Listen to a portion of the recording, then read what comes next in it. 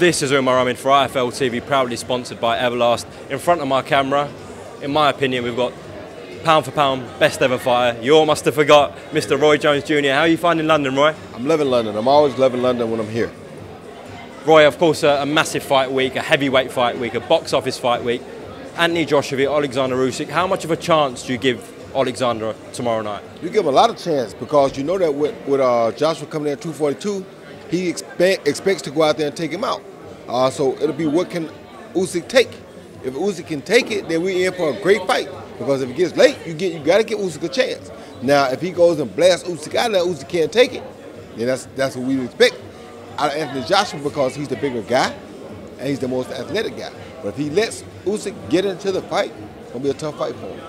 A lot of people feel like Anthony Joshua has changed a little bit since that first loss to Ruiz, and then in the second fight, it was a little bit different. In the Pulev fight, it was a little bit different. Do you take the same opinion? Yeah, I think he's changed a little bit. He learned a little bit more, and he learned how to use his assets a little better. But at the same time, the second Ruiz fight, I wasn't really a fan of because I feel like he could have did a lot more, and he chose not to, just to win it safely, which was cool. But this guy, 15 pounds of weight, this is your chance to learn a little bit. And I think he didn't use the opportunity. Now, Pulev, he looked a lot better against, so he did change, and hopefully he can bring those changes to the ring and make it happen. Roy, you defied the odds and went up several weights and beat bigger men than you, obviously notably Ruiz at heavyweight. People are questioning whether Alexander's size is going to be a problem for him tomorrow night. How would you see that, the size? Size won't be a problem. He has no difference of a size disadvantage than I had. He's 221, Joshua 240. So it's like, that's only 20 pounds or 19 pounds. I was really 199. This guy was 226. So I gave up 27 pounds. So the size is not the issue. But the difference is, Usyk does not have an explosive punch. He has more of a banging punch. And the explosiveness allowed me to survive early in the fight and put fear in my opponent early in the fight. Without him having that explosiveness, I don't know if he'll get an opportunity to put fear in Joshua early. And if he doesn't, that gives Joshua a chance to throw darts at the bullseye for a minute. Now, once Joshua slows down a little bit, if he slows down, then Usyk can come back and make up for that lost time because he's not a explosive puncher, he's a volume puncher. With decent power, but he's still more of a volume power guy than an explosive power guy. If you had your last dollar going in tomorrow night, what would your prediction be? Well, I would go two ways because this is how I am. I like both fighters. I think the world of both fighters. So this is what I would say. For Anthony Joshua to win, I would think he need to come out and blast Usyk out, get Usyk in trouble, and either keep him in trouble all night or go ahead and take him out. If he doesn't come out and hurt Usyk early and command the respect that he's the man and Usyk is not, then it'll be a long night for him because Usyk clearly has the more experience and is the better boxer. Not the better power puncher, but he's the better boxer. So if you allow him to get into a late drug-out fight and you get fatigued, he can win that. Who do you see as the number one heavyweight at the moment, excluding tomorrow night? Do you still see Tyson Fury as the number one? You got to. He beat the man. He beat Klitschko. Then he came and he beat Wilder. So he got to be number one. And number two is a toss-up in the air. And they got me saying about a top five tomorrow night with Usyk, Dillian Whyte, Wilder, Fury, and Joshua, but it's kind of hard to say because no matter how you look at it, Fury has to be number one. Now, you can put Joshua or Wilder at number two because both of them are former champs.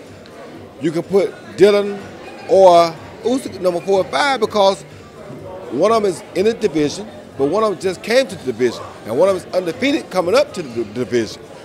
You got to look at what Whyte. Whyte is good, but Whyte also suffered a few downsides already, so you can't put him above a guy who hasn't lost yet. That's all I'm saying. I'm not saying he's not, but me, I wouldn't put him above the guy who hasn't lost yet. So Usyk Whyte would be 4 and 5. Wilder, Joshua would be 2 and 3, but Fury number 1.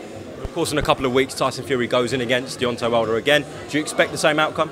I don't know. I mean, to me, he's won most of the rounds that they fought, but he also got knocked down 2 times. Brutally.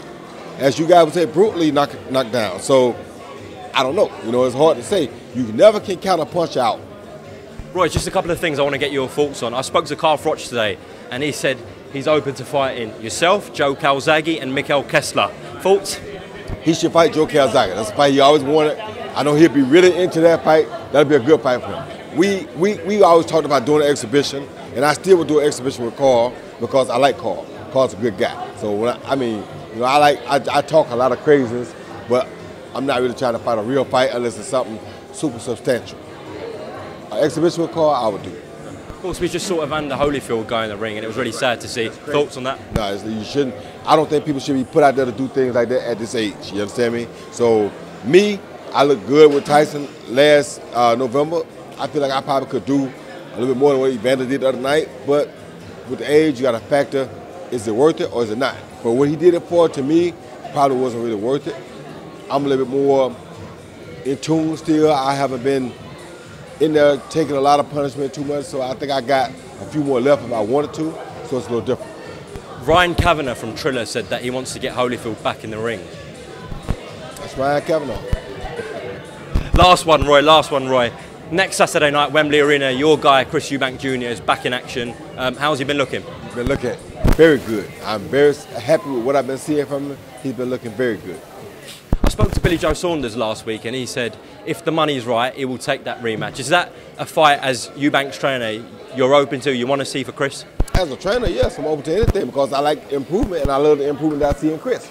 So as a trainer, yes, of course, I like to see it. But I also know that Chris wants to go become a world champion at middleweight, so, I mean, it depends on what he wants.